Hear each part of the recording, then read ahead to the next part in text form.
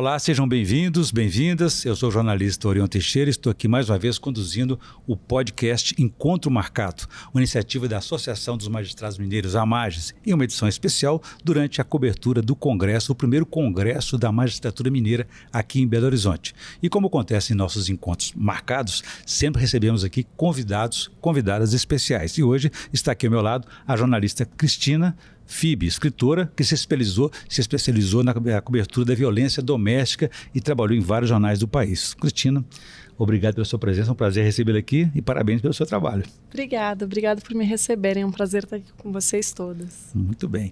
Bom, e para me ajudar a entrevistá-la, vou me socorrer de duas juízas.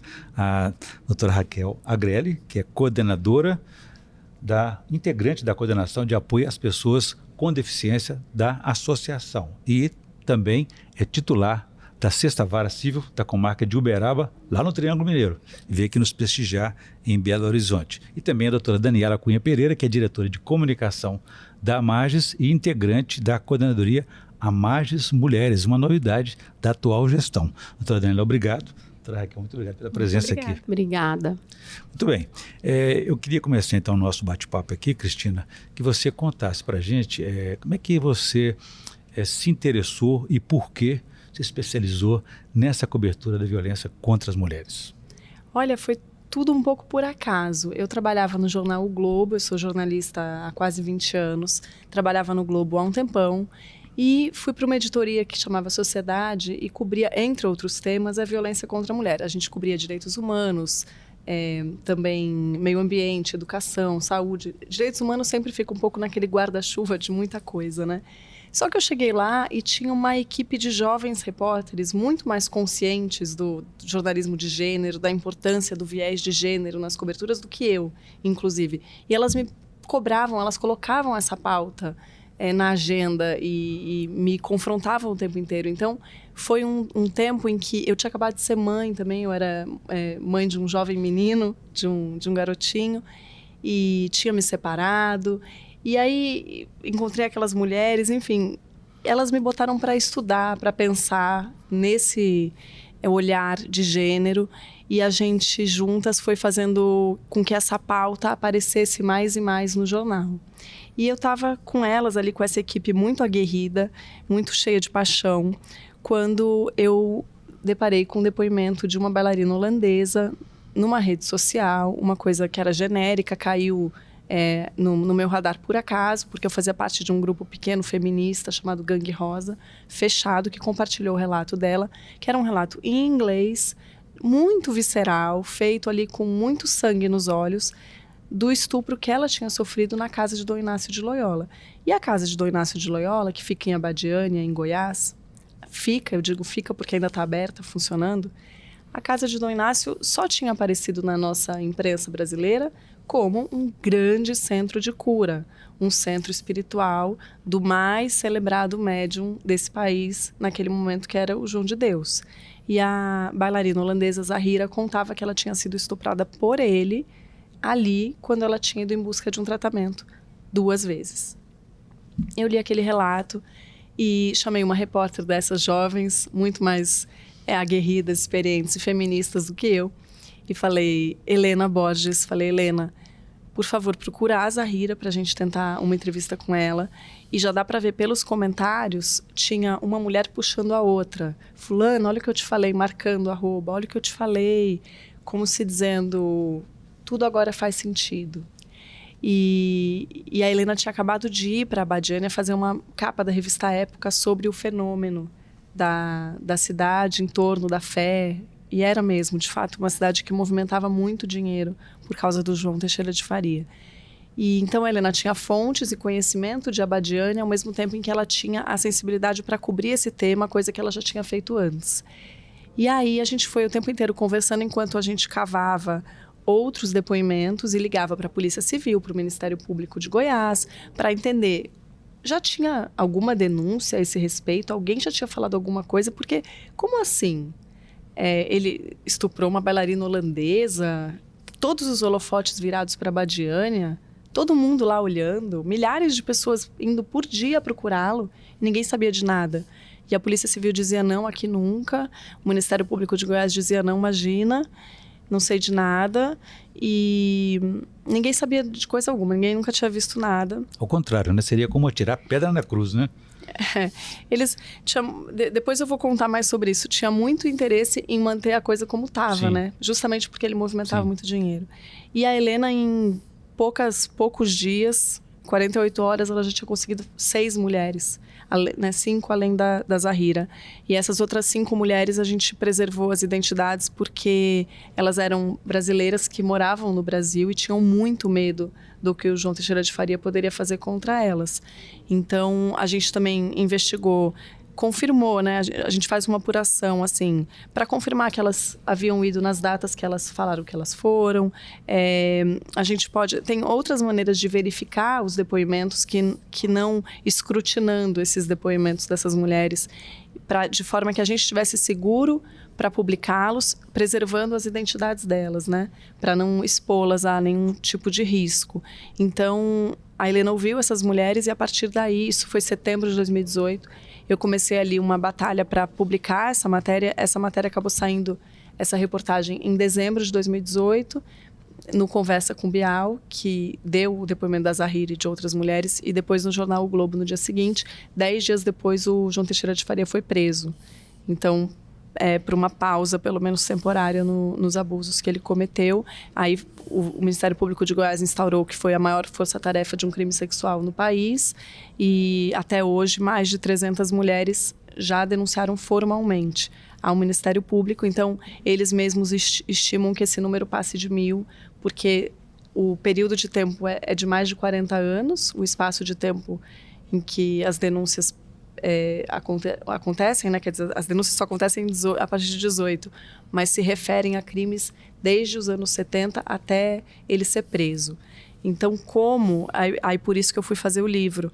Eu fiquei muito, depois que a gente viu o tamanho do caso... Mostra para nós seu livro, por favor, para a nossa audiência. Aproveite, né? Depois que eu soube do tamanho do caso, esse livro chama João de Deus, O Abuso da Fé, e foi lançado pela Globo Livros. A minha pergunta que motivou a pesquisa para o livro foi como a gente estava com todos os holofotes virados para lá. Esse homem acusado de abusar... Bom, agora ele já está condenado a mais de 100 anos de prisão por abusar de centenas de mulheres durante 45 anos, e ninguém viu nada do que aconteceu. Então eu fui lá, né? Fui a Abadiânia, fui falar com a Polícia Civil pessoalmente, fui falar com o Ministério Público, com o Tribunal de Justiça, para entender como é que a gente pôde não ver nada. Sim, Cristina, eu vou pedir para você guardar esse suspense para a gente contar o que você descobriu, para saber da doutora Daniela ali, que esse tipo de crime, ele é agravado por vários outros crimes, né? Um abuso da boa-fé das pessoas. Como é que isso, no mundo jurídico, é visto, enxergado, e por que realmente ficou tão assim abafado? Bom, a gente tem que ter em mente que o mundo jurídico faz parte do mundo, né? Então, ele joga com as mesmas regras que o mundo em geral joga. E ele faz parte de uma estrutura que é feita, na verdade, para que isso não seja visto e para que, quando isso é visto, não seja, nada seja feito, né? E aí, a importância da gente trazer esse debate é justamente para que a gente se conscientize disso e passe a não ser mais esse agente perpetuador desse tipo de violência. Então, onde o relato da Cris cruza com o nosso trabalho é justamente nesse ponto de que, assim como as pessoas de lá fecharam os olhos, a gente também tende a fechar os olhos, na maioria das vezes de forma inconsciente. Mas a gente tem que fazer um exercício direcionado para abrir os nossos olhos e para atuar, para enxergar essas coisas, porque tudo conspira para que a gente não veja.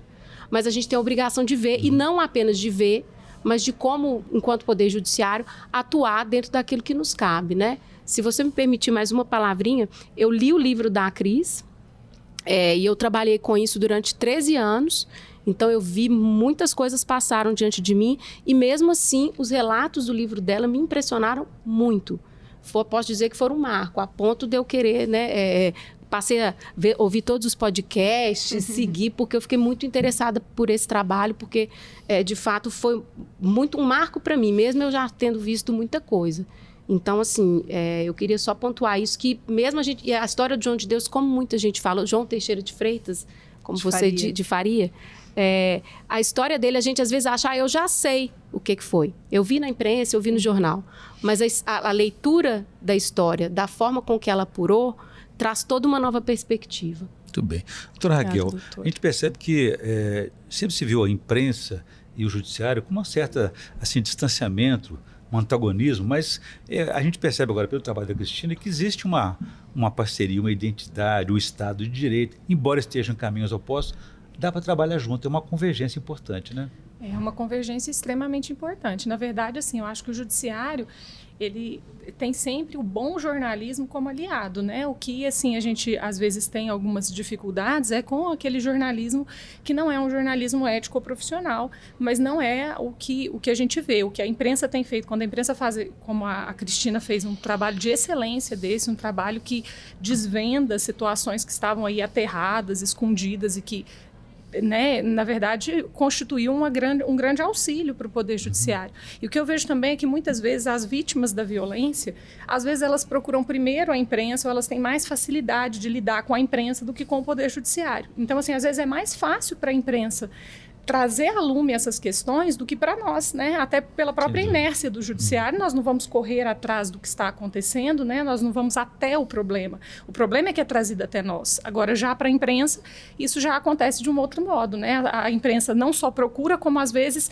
as vítimas da violência se sentem mais seguras na presença de um jornalista, ou para trazer essa situação para um jornalista, do que para um ambiente que ainda é, para a maioria da população, considerado um ambiente meio que constrangedor, um ambiente meio sério demais, um ambiente difícil de que a pessoa se abra ou, né, traga questões íntimas da sua vida. Então, eu acho que uma aliança entre a imprensa, o Poder Judiciário, o Ministério Público, os poderes investigativos em geral, ela é essencial para que a gente tenha uma construção de uma sociedade mais justa. Muito bem.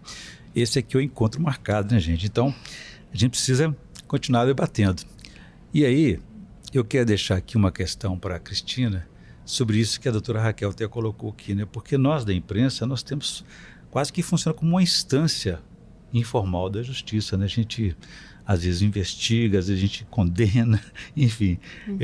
Como é que você vê, assim, existe algum critério, um risco nessa cobertura, especialmente contra da violência contra as mulheres? Existe muito risco. E eu morro de medo quando a gente faz isso sem preparação, sem discussão, sem calma. Uma coisa que eu tenho conversado muito, eu vou a seminários de jornalistas, por exemplo, debater muito esse tema. Quais são as armadilhas que a gente enfrenta? Por exemplo, a audiência, né? A gente está muito acostumado a andar com todos os temas a reboque da audiência.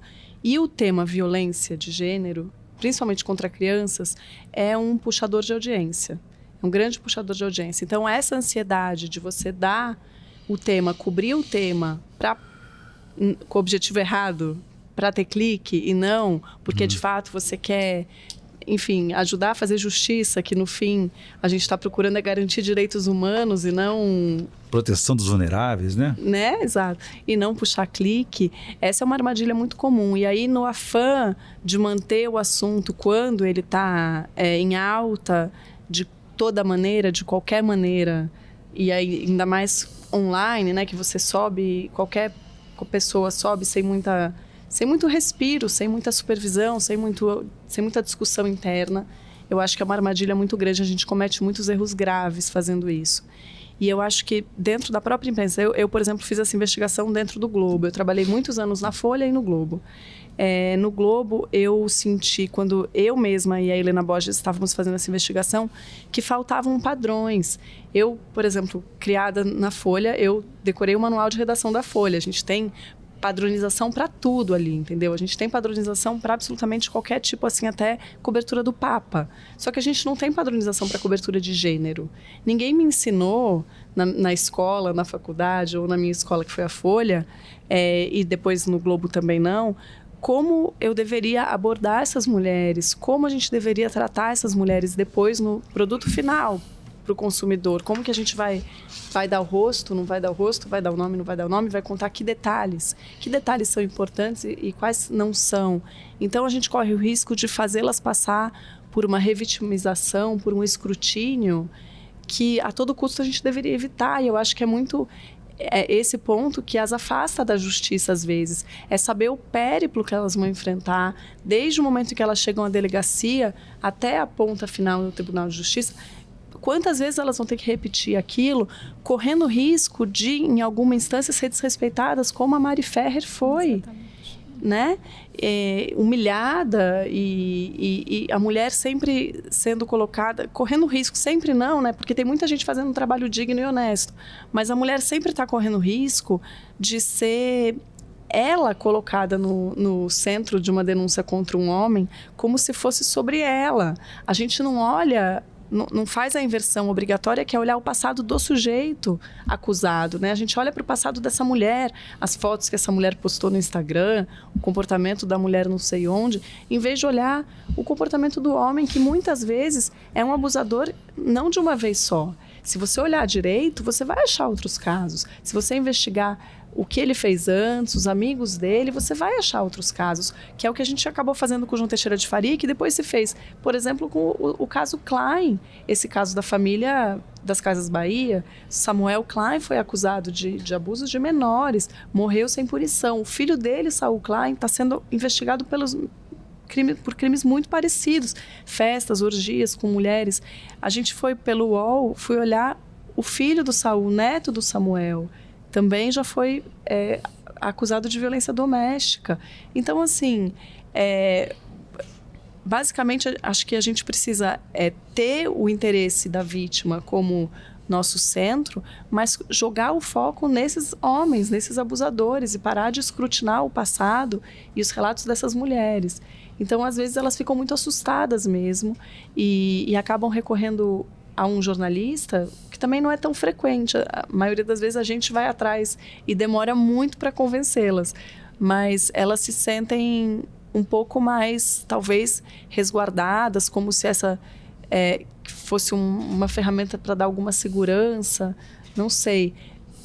Talvez seja um caminho mais curto para fazer uma exposição do cara do que todo esse périplo na justiça, para você obter justiça. Às vezes uma relação de confiança com um jornalista só, com que ela cria algum vínculo, né? Porque talvez na justiça também ela vai falar com o delegado, aí depois com o promotor, aí é o agente de polícia, aí é o juiz, ou seja, ela acaba ficando muito exposta, né? Talvez quando ela cria uma relação, um vínculo com um jornalista que talvez demonstra uma certa empatia, uma facilidade maior de entender, que sabe de outros casos parecidos, eu acho que isso cria uma sensação de segurança maior na vítima, né? A relação de confiança é sempre importante, né? Muito, com certeza. Agora, doutora Daniela, a gente vê essas questões, só mesmo disse que o mundo jurídico está dentro do mundo real, né?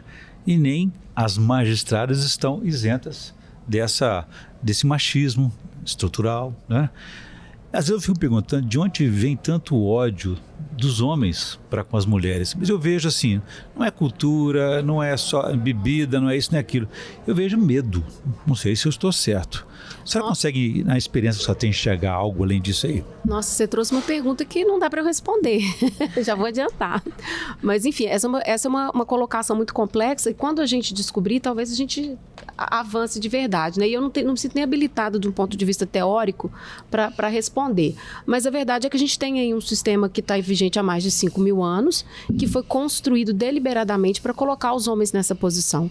Então, de onde vem essa violência? Essa violência vem de milênios atrás, embora ela seja construída, né? A gente também precisa trabalhar um pouco essa ideia de que isso sempre foi assim, homens são assim, então se sempre foi assim, sempre será, porque é algo da natureza. Né? A gente precisa ter noção de que não é. Isso é historicamente construído, né? Esse sistema teve início, foi historicamente iniciado, então, portanto, ele pode também historicamente terminar. E essa é a nossa luta, inclusive, para a construção de um mundo mais justo, né?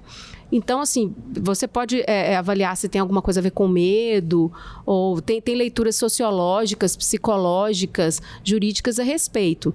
Mas o fato é que é uma estrutura que está há muito tempo e foi feita para funcionar dessa maneira. Então, nesse sentido, ela funciona muito bem. Ela foi feita para o que ela está funcionando da maneira com que ela foi prevista, né? E se você me permitir um desvio aqui, Orion, você sabe que eu sou péssima em seguir roteiros. Vou te pedir licença. Por favor. Porque quando uma das coisas que a Cristina apura no livro dela, que eu lembro de você também falar em outras entrevistas, é que você ficou muito perplexa, e eu também fiquei, como que todo mundo sabia do que acontecia e ninguém fazia nada. né? Então, isso realmente é uma coisa que impressiona a gente, porque, de fato, a gente percebe que todo mundo sabe. E eu vou tentar fazer uma ligação, que eu acabei de ler o livro da Eliane Brum também, o Banzeiro Ocotó, que é um livro maravilhoso também, e ela mora lá em Altamira, né? E ela falou que depois de ouvir muitos relatos de meninas estupradas, violentadas, lá em Altamira, ela chegou à conclusão que o abuso sexual contra as meninas e as mulheres é a regra e não a exceção. E que isso faz toda a diferença na hora da gente lidar com esse problema. E quando eu li o seu livro, eu fiquei pensando alguma coisa nesse sentido também, que é algo que já vinha na minha cabeça por conta da minha experiência profissional, de que a gente trata esses abusos como se fossem exceções e eles são, lamentavelmente, a regra. E aí faz muita diferença no nosso êxito em abordar essas questões. Qual que foi sua impressão na cobertura desse caso e de outras? Desculpa, mas é porque eu estou querendo fazer essa pergunta para ela há muito tempo. Está aqui me socorrendo, já falei. Estou querendo perguntar isso para ela há muito tempo, não me tire minha oportunidade. É uma ótima pergunta. Ele falou que convidou vocês para me entrevistar. Eu achei chique essa coisa de ser entrevistada por 2 juízas. Nunca tinha me acontecido.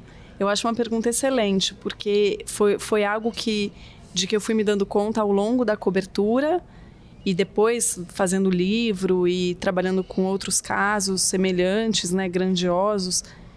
Essa frase não é exceção, é regra, porque mesmo trabalhando mais com esse tema, muitas amigas minhas, talvez por se sentirem mais confortáveis para abordar esse tema, já que eu estava falando disso com sensibilidade, vieram me contar, e vêm até hoje, me contar os seus casos. Então, assim, eu num chute assim, empírico, diria que, sei lá, 80% das minhas amigas já foram abusadas. Ou quando crianças, é isso. Gente, é das mais variadas. É por amigo de pai, avô, dentro da escola por desconhecido. Os casos mais estapafúrdios, assim.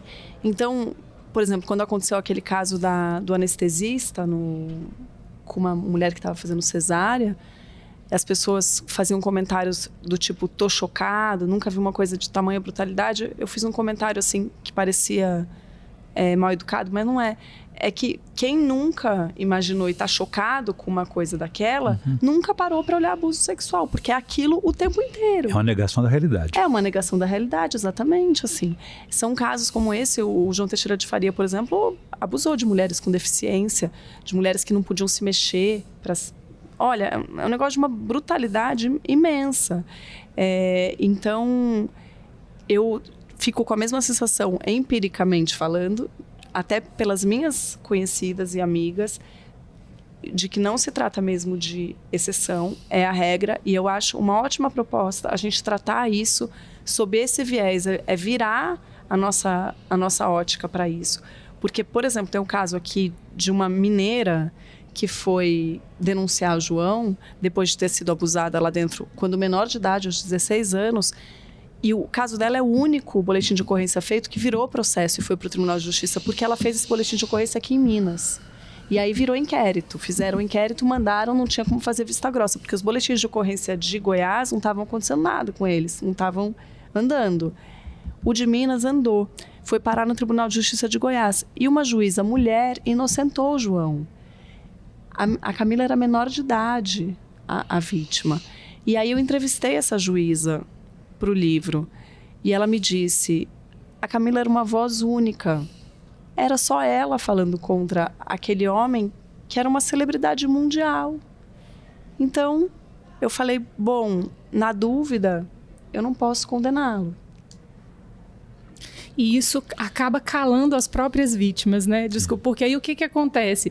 A gente pensa, é a regra, não é a exceção, né? Realmente, mas essas vítimas estão, muitas delas, caladas, silenciadas pelo medo, porque elas pensam, quem é que vai acreditar? E mais, elas são condicionadas a duvidar de si mesmas. Então, acontece o caso de abuso, ela vai num consultório médico, o médico toca de um jeito estranho, ela sente que ela foi abusada, mas ela pensa dentro de si, eu estou inventando, isso talvez talvez não esteja acontecendo, talvez eu imaginei que foi desse jeito. E era o que acontecia em grande parte dos casos das vítimas do João de Deus, né? Elas falavam, gente, isso talvez é o rito mesmo que precisa fazer, não deve ser um abuso. Será que é um abuso?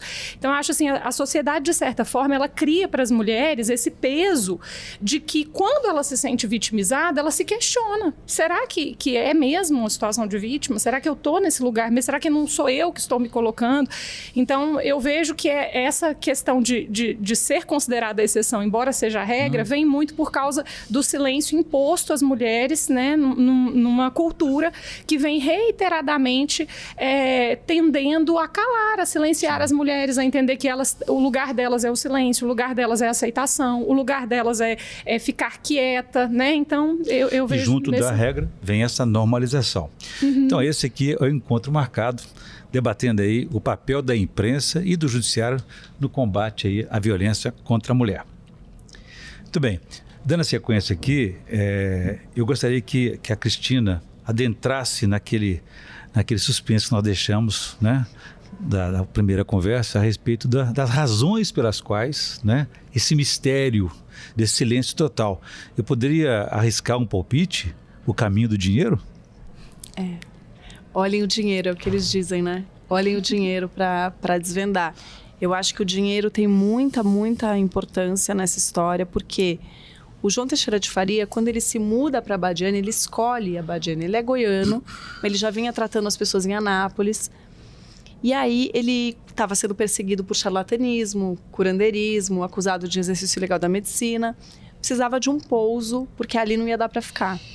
E aí o prefeito de Abadiânia tinha um amigo em comum, tal, ele vai apresentado para o prefeito diz, ótimo, claro, vem. O prefeito que depois, anos mais tarde, viraria administrador da casa, de Dom Inácio de Loyola. E aí o prefeito convida o João a instalar seu centro espiritual ali, prometendo que ele não seria perseguido pelo Conselho Regional de Medicina, se ali ele ficasse. A Abadiânia tinha acabado de se mudar. A Abadiânia teve uma especificidade que antes, ali dos anos 70, ela era numa vila bem assim, distante da estrada, uma vilazinha bem verde, uma cidadezinha, pequena cidade católica. Aí um prefeito pensou, com a construção de Brasília, ele falou, eu vou subir a cidade para a estrada, porque vai ficar mais movimentado, vai ser bom para a economia, não sei o que lá. Então ele subiu, doou uns lotes para quem quisesse se mudar. Ainda tem o que a gente chama de Abadiânia Velha, lá embaixo na vilazinha, mas o resto se mudou, virou Abadiânia ali, cortando a estrada entre Goiânia e Brasília.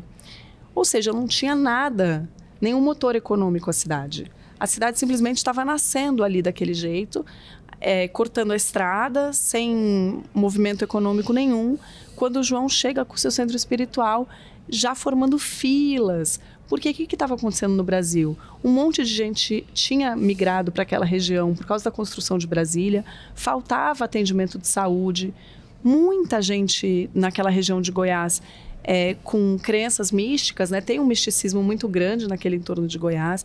Tinha gente como Zé Arigó que fazia esse tipo de cirurgia espiritual e tinha morrido. Então o João vê ali uma oportunidade, a Abadiânia não tinha motor, chama João, eles se casaram, como que fizeram um casamento perfeito, e João começou muito rapidamente a movimentar a cidade. Ele foi para um lote doado, em frente ao lote a família que doou já construiu uma pousada, e assim foi sendo construída a Abadiânia. E aí ele começou a atrair milhares de pessoas.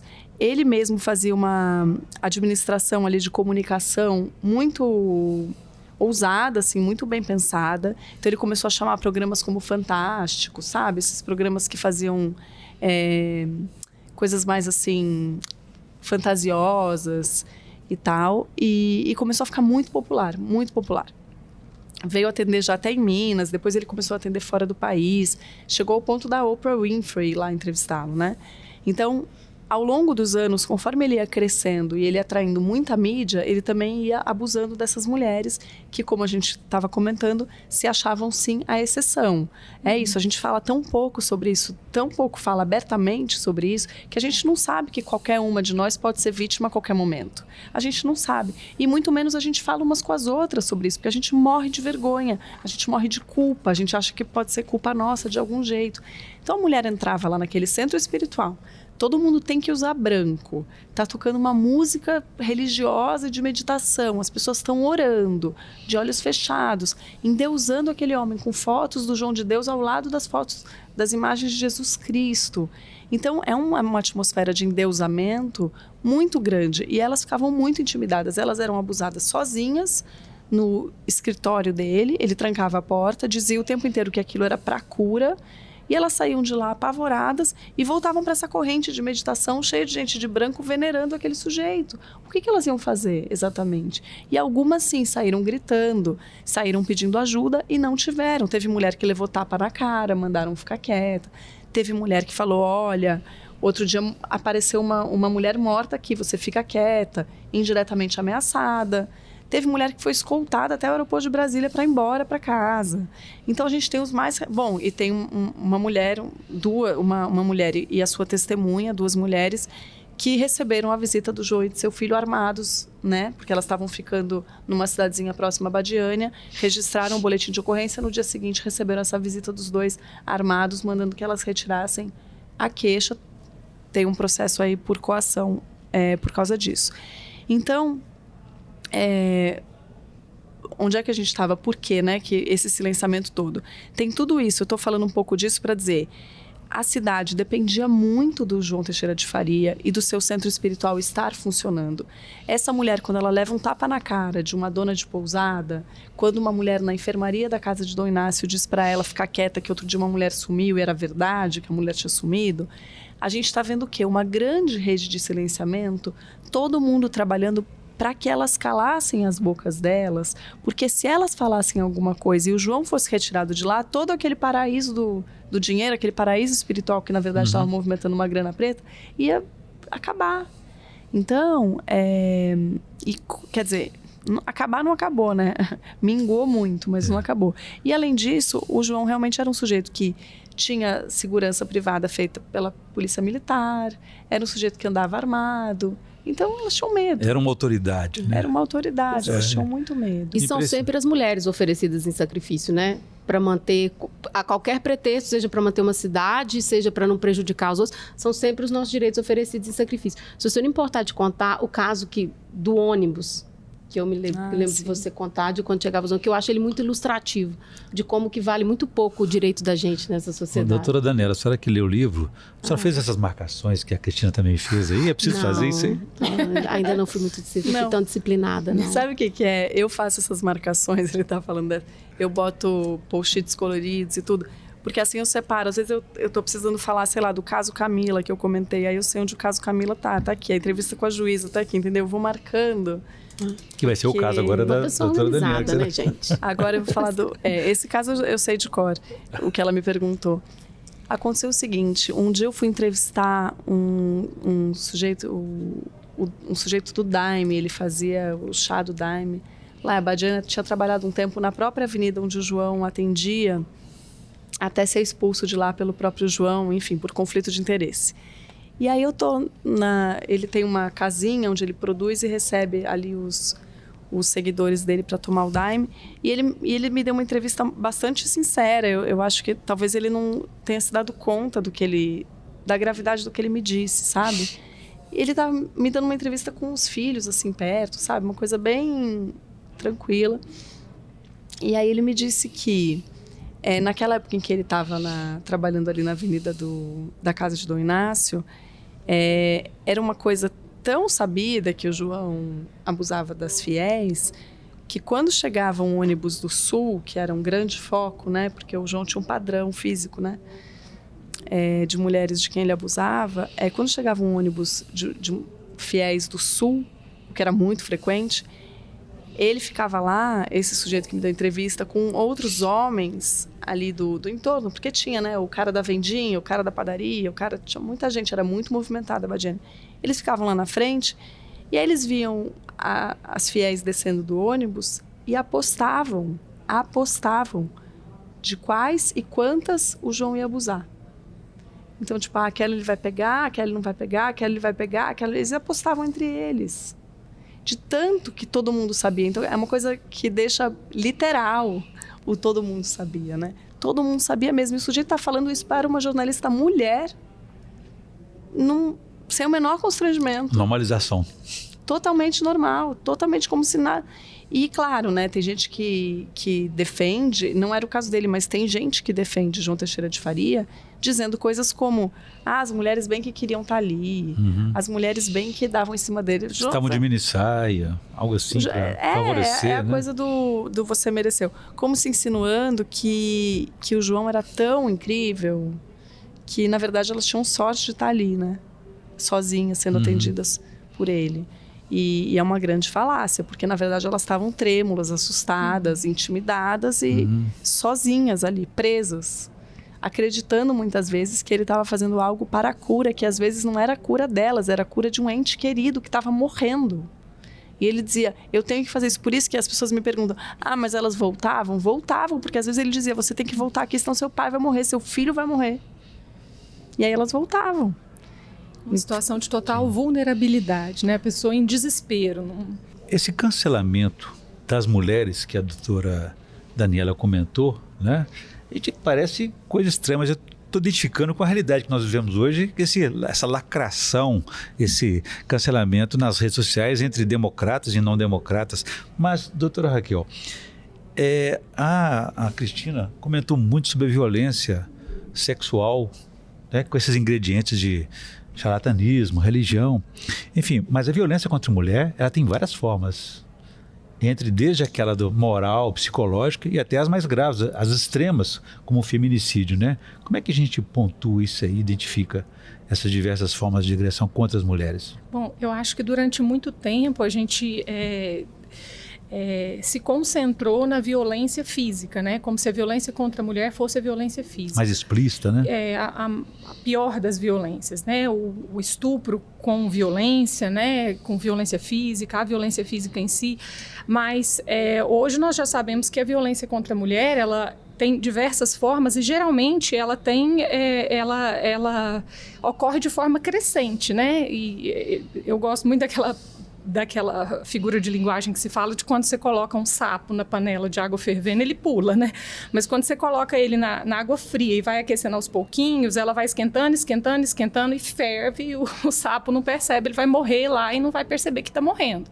E isso geralmente acontece com as mulheres em geral num cenário de violência, né? Elas começam sendo ofendidas, sendo caladas, aí o que ela fala não é bom, nada que ela faz está correto. Isso acontece dentro dos lares, isso acontece num ambiente profissional, né, em que a mulher vai sendo violentada de forma psicológica, de forma moral e de forma financeira, né? Ela não sabe lidar com dinheiro, alguém tem que fazer isso por ela não consegue fazer nada direito, e aí xingamentos, e isso vai crescendo de certa forma, que a violência física é algo natural dentro daquele cenário, mas que muitas vezes toda essa violência pretérita que a mulher já vivencia, talvez num cenário familiar ou profissional, ele foi ignorado durante muito tempo. Então, a violência, ela é todo ato que oprime, todo ato que desconsidera, que ignora, que diminui, que despreza, que silencia,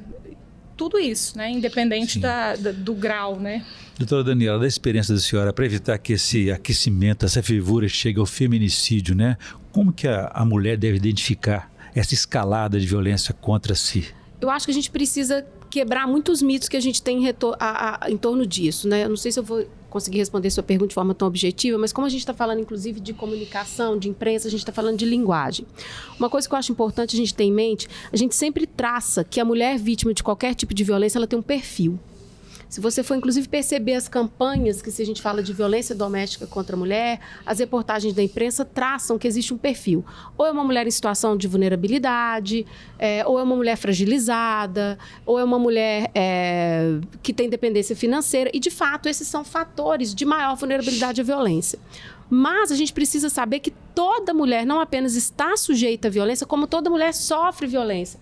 O caso do João de Deus igual ela disse, foram, sei lá, 100 vítimas reportadas. Tem mulher de todo tipo aí, porque a gente fica muito pensando assim, se você é independente financeiramente, se você tem uma condição social boa, se você é inteligente, se você é bem-sucedida, você não é uma pessoa que se identifica como sendo alguém que tem problemas de autoestima, então você não vai ser vítima de violência. Isso dificulta a gente identificar o fenômeno. Então a gente precisa primeiro entender que toda e qualquer mulher está sujeita a passar, e aí parece que você está direcionando no sentido de um relacionamento abusivo ou de uma violência sexual. Qualquer mulher, a mais inteligente, a mais consciente, poderia ter ido no João de Deus e ter sido violentada. Não existe um perfil específico. Lógico que algumas coisas tornam essa mulher mais vulnerável, por óbvio. Mas não existe só um tipo de mulher, ou 2 ou 3 tipos, que possam ser vítimas desse tipo de violência. Qualquer mulher, na verdade, basta ser mulher. Para você passar pela violência, basta ser mulher. A única coisa, o requisito que tem é só esse. O restante é secundário, né? E eu acho que é importante a gente falar disso, identificar essas violências, pontuar todas elas, inclusive violência patrimonial, as violências simbólicas que a gente sofre, e aí a gente precisa, inclusive, da imprensa, né, para tratar a questão da linguagem, para a gente começar a tomar consciência disso. Então, eu desviei um pouco do assunto, mas é porque eu achei também que vale a pena tratar, inclusive, do ponto de vista da comunicação e da imprensa, porque no caso do João de Deus, agora eu vou desviar mesmo, agora eu vou fazer totalmente assim. Você contou que a imprensa teve um papel muito... Eu pensei muito nisso a respeito do Praia dos Ossos, do podcast que trata lá do caso da Ângela Diniz, né, que foi morta pelo Doc Street, que também é um trabalho brilhante, e fica muito claro o papel da imprensa na construção daquela narrativa. No caso do João de Deus, você falou que a imprensa teve um papel importante na construção do mito em torno dele. E também teve um papel na desconstrução desse mesmo mito. Eu acho isso muito fascinante. E, ao mesmo tempo, é uma coisa muito bacana da imprensa e também mostra muita responsabilidade e a importância desse trabalho. Eu só queria pontuar isso. É meio que para parabenizar a imprensa. Até assim mas também, para chamar a responsabilidade também de que ela constrói essa cultura. Como eu falei, a imprensa também está dentro do mundo. O mundo da imprensa também está dentro do mundo. Mas ela tem essa responsabilidade. O que é interessante, doutora Daniela, que eu até queria perguntar para a Cristina, porque ela trouxe um ingrediente, ou ela deu mais visibilidade a esse ingrediente, que a cobertura sempre foi chamada doméstica. No caso específico de João de Deus, é uma violência contra a mulher em qualquer lugar que ela esteja, né? E com esses ingredientes aí de religiosidade. Isso mudou muito a cobertura? A gente tem que abrir os olhos para esse tipo de cobertura que não é só a questão doméstica? Eu acho que precisa colocar toda a violência de gênero em pauta. Isso é que falta. Eu acho que a gente trabalha na imprensa muito a reboque do que toma as redes sociais ou do que fica conhecido por tal motivo. E a gente é pouco ainda o agente da investigação. Porque começamos nós, como no caso do João, que é uma exceção ainda, eu acho. Como o caso do Abdelmaci, que foi 10 anos antes do João e passou pelos mesmos obstáculos que eu passei. Então, a Ângela Diniz, por exemplo, o Praia dos Ossos fala muito dos erros que a gente cometeu, né? No sentido de, justamente, jogar o foco naquela mulher, tratar aquela mulher como a periguete, vida louca, que, no fundo, mereceu, de alguma maneira, ser morta. E mostrou os erros da imprensa e do judiciário, naquele caso. Isso que eu achei uma coisa muito interessante, porque serve para as duas áreas que nós estamos dialogando aqui, né? Porque eu acho que a sua colocação de que a gente faz parte do mundo é perfeita para os dois mundos, né? A gente está sujeito à crença nos mesmos mitos, ao mesmo machismo estrutural. Por que uma juíza mulher fala que a Camila era uma voz única, né? Porque ela também está contaminada dessas mesmas crenças. Ela é uma mulher mais velha que não estudou esse tema, que não estava ali debruçada sobre isso e que podia estar mais bem intencionada. Porém, desvalorizou a voz de uma mulher, que é uma coisa que a gente vem tentando lutar contra, essa deslegitimação da palavra da mulher. É um crime que, às vezes, é de fato palavra contra palavra. Mesmo no caso da violência doméstica ou não, num caso como o do João de Deus. Você poucas vezes vai ter prova física, o que, aliás, afasta muitas mulheres de fazer a denúncia. Porque elas falam, não vou conseguir provar. Advogados falam isso às vezes para elas, não tem prova, é melhor abandonar esse caso. Ou, às vezes, o acusado é muito poderoso, também elas ouvem isso, deixa para lá. E a gente vê a diferença que faz um agente da lei, qualquer que seja, tratar essas mulheres com, sabe, Dar credibilidade. Eu ia dizer qualquer coisa como atenção, mas não é o mínimo, né? Mas, enfim, tratar com sabedoria, com respeito, com o mínimo que elas merecem. Outro dia, 2 conhecidas minhas foram, enfim, sofreram violência num bar de Copacabana, o Galeto Sats. Elas estavam ali na frente, uma delas foi proteger um menino que foi maltratado, um menino de rua, que foi maltratado, tomou um soco na cara, caiu, levantou, tomou outro soco na cara. A outra amiga foi defender, tomou um soco na cara. Enfim, aquela situação horrível. As 2 machucadas foram para uma delegacia, sei lá, 3, 4 da manhã, e deram de cara com uma inspetora que, enfim, tem aquilo como, sabe, abraçou a violência contra as mulheres na vida dela. E aí as tratou com muito respeito e elas foram, ainda tiveram que fazer corpo de delito e tudo mais, mas foram bem orientadas, saíram de lá aliviadas, não foram descredibilizadas, não foram reviolentadas, o que seria o esperado. Eu não sei se elas me ligassem, eu ia dizer, vai para a delegacia, eu não sei se eu ia dizer. Porque eu conheço casos de mulher que já foi na delegacia reportar a violência sofrida contra doméstica e foi assediada pelo delegado. Tem os prints das mensagens dele depois no WhatsApp, mandando para ela, enfim. Então, às vezes a gente fica assim mesmo, até a orientar. As mulheres muitas me pedem ajuda e o que eu faço? Vou para a delegacia, eu fico, gente, juro, às vezes eu não sei se essa pessoa deveria. E acho, no fundo, que deveríamos todas, porque senão a gente não vai parar esses homens nunca, né? A gente não vai parar a violência nunca. Mas, enfim, eu acho que é importante mesmo que a gente use a linguagem certa, como a Daniela falou, e que a gente trate disso com muita frequência, fale muito sobre isso, para justamente tentar normalizar esse tema, tentar tirar um pouco da vergonha, da culpa, do medo, e que a gente consiga tirar essas mulheres do silêncio, porque no fim, a gente falou um pouco o que explica o João Teixeira de Faria ter abusado dessas mulheres durante tanto tempo, e o silenciamento é a ferramenta mais importante, por isso que a imprensa fica com um papel muito importante nas mãos, né? Porque a imprensa ao mesmo tempo pode funcionar em prol desse silenciamento, ajudando na construção desse mito, sem enxergar e sem dar voz a essas mulheres, como também pode fazer essa virada de ser a voz dessas mulheres e de ser o que vai permitir que ele seja preso, porque de nenhuma outra forma, ficou claro depois, ninguém ia atrás desse sujeito não fosse um escândalo nacional. Não ia ter força-tarefa contra o criminoso sexual, porque 5, 10, 20 mulheres foram fazer boletim de ocorrência. Não ia. Mas a imprensa tornando ele um escândalo nacional, aí sim. E um elemento que não é acidental é que foi uma mulher denunciando, puxando outras mulheres denunciando, e uma equipe de mulheres conduzindo as investigações na imprensa. Isso não é um elemento acidental, isso não é um acaso. Isso é, na verdade, quando você perguntou assim, né, alguma coisa no sentido de tem solução, qual o caminho? O caminho é simplesmente mulheres com outras mulheres. A sororidade, né? O caminho é esse. Entendeu? É mulheres junto com outras mulheres fazendo esses movimentos de mudança. Isso eu acredito de manifestação. piamente. A doutora Daniela disse que a gente ainda não consegue achar causa desse mal da humanidade recorrente, mas nem por isso as mulheres deixam de ocupar os seus espaços. As senhoras são um exemplo disso no judiciário. Como tem sido essa experiência desde a primeira comarca e pensando naturalmente na carreira, né? Agora a Associação dos Magistrados de Minas Gerais criou essa coordenadoria a mais mulheres, né? Porque a gente percebe que há muita dificuldade. Eu achava o judiciário até muito democrata no sentido de que um concurso você ingressa sendo homem ou sendo mulher. É impessoal. Mas a partir daí que você conquistou essa posição, subir na carreira já recuperam os critérios subjetivos de promoção. Como é que tem sido essa luta para as mulheres magistradas?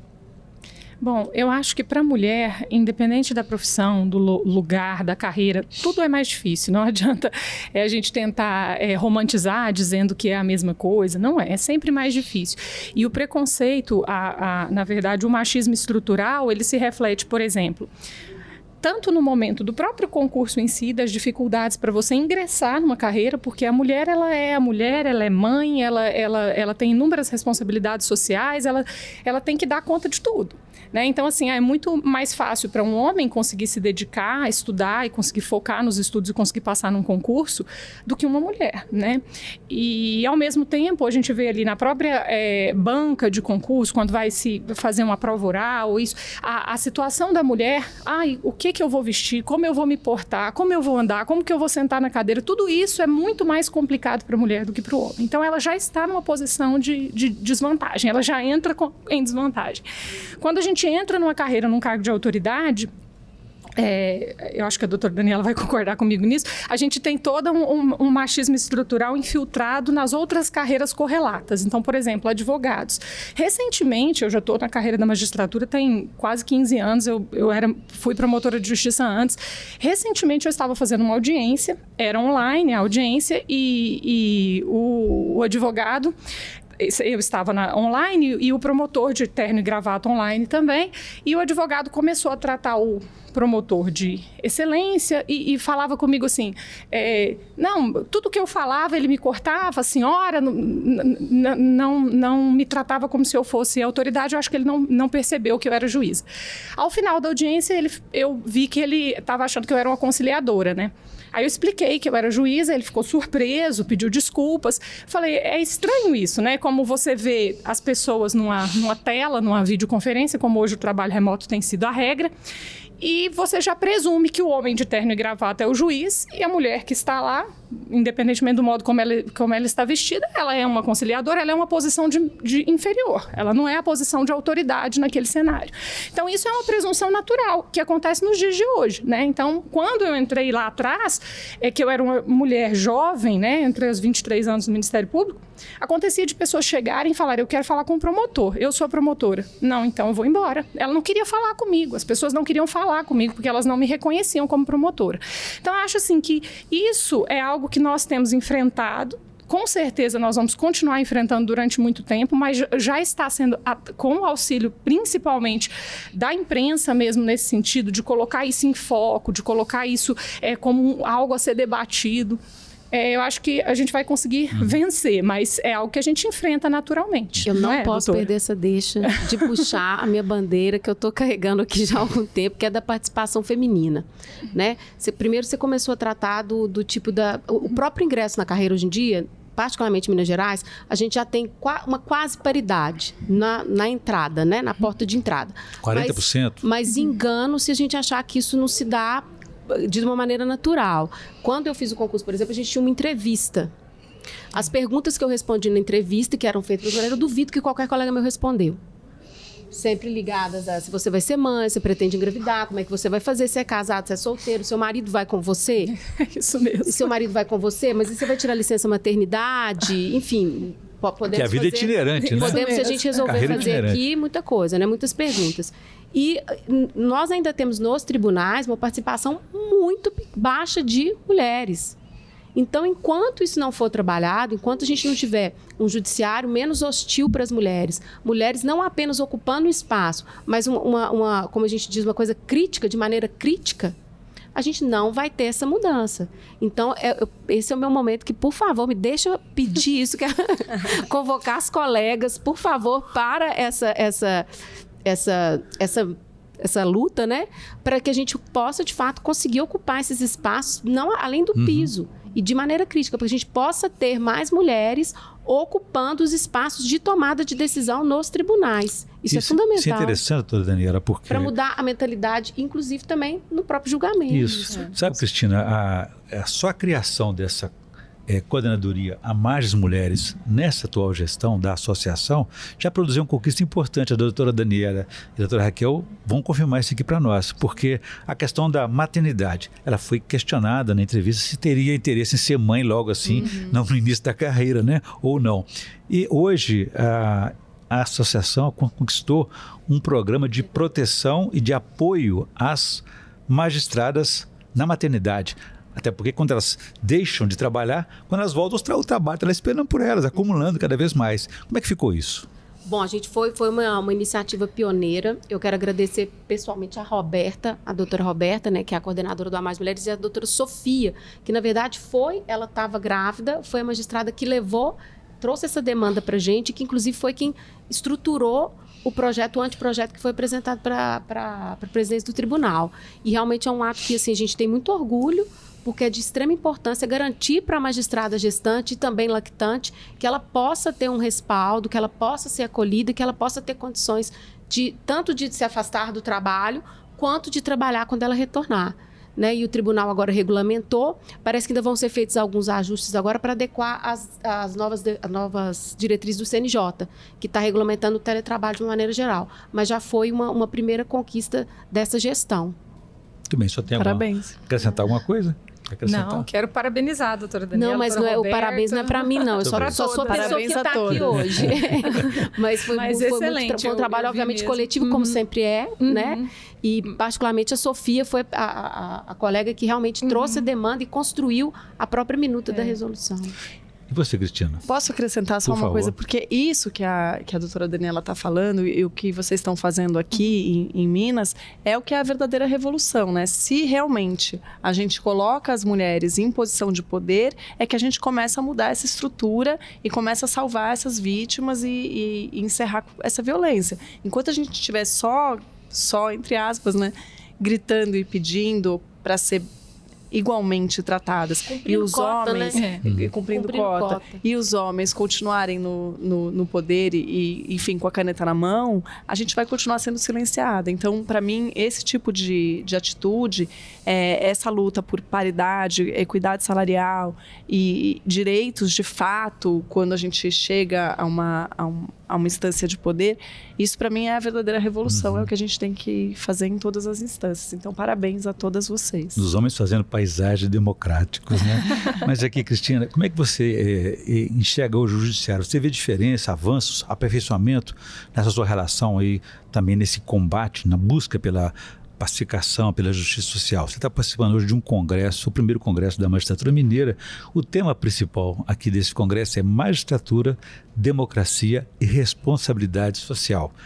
É lógico que, além desse congressamento, esse congresso busca uma temática importante de aperfeiçoamento. Como é que você consegue enxergar isso aí? Você que está de fora do judiciário. Completamente de fora. Eu acho muito importante vocês abordarem esse tema dessa maneira neste ano no Brasil. Acho que o fato de eu ser convidada para esse congresso para falar de violência contra a mulher também é um simbolismo importante, porque, enfim, eu fico feliz de poder estar aqui e falar para muitos juízes e juízas sobre esse tema, que eu sei que é um tema que preocupa. E quanto mais a gente puder falar sobre ele, melhor. E, enfim, pensar a democracia é algo que, infelizmente, a gente tem que fazer o tempo inteiro, constantemente no Brasil. Não podemos parar e deixar essa peteca cair. E eu, enfim, não conheço a magistratura em todos os estados profundamente, mas em um estado ou outro, às vezes me frustra, porque acho que falta esse olhar mesmo para si mesmo, essa satisfação pública, essa abertura. E aqui eu sinto que há essa vontade mesmo de discutir, de se abrir para os temas, sabe? E de ter essa interlocução, de chamar gente de várias áreas. Então, estou muito animada, estou muito feliz de estar aqui. Muito bom. Doutora Daniela, nós estamos na reta final da nossa entrevista, nosso podcast. As considerações, digamos, finais, por favor. Não, eu queria, na verdade, eu sempre falo direcionado para as mulheres que estão nos assistindo, né? E é uma coisa de clamar realmente para que a gente promova esse tipo de união, esse tipo de ação. Eu acredito muito nisso, eu acho que não existe outro caminho possível. Então, a minha palavra é sempre de pedir para as colegas que eventualmente estejam nos ouvindo, para que a gente consiga estabelecer esse diálogo, consiga se unir, se fortalecer, porque a gente quer simplesmente lutar pelo que é justo. Muito bem, doutora Raquel. Nessa mesma esteira, né, eu acho importantíssimo esse trabalho. Só o fato da gente estar aqui dialogando sobre isso, falando, dando voz a essas situações, eu acho que já é de extrema importância, né? E que a gente tenha sempre essas iniciativas de trazer à luz essas questões, de conversar, de demonstrar a nossa humanidade, a nossa fragilidade, porque somos juízes, jornalistas, mas somos todos humanos, né? Então, nada que é humano é alheio a nós. Então, é por isso mesmo que a gente tem que tentar ao máximo nos instruir com o máximo de situações possíveis, ainda que estejam fora do nosso cotidiano, ainda que não seja algo normal ao nosso dia a dia, mas para que na nossa tarefa, né, como magistradas, de julgar, a gente possa utilizar disso e olhar cada caso concreto com um olhar mais humano, mais empático, com um entendimento melhor para a causa das mulheres, por exemplo, né? E quanto mais a gente conversar sobre isso e colocar esse assunto em foco, mais estaremos preparadas para vivenciar essa luta. Muito bem. Cristina, alguma coisa a mais que você, da nossa conversa aqui, ficou para você falar agora, por favor? Aí eu guardo para amanhã, mentira.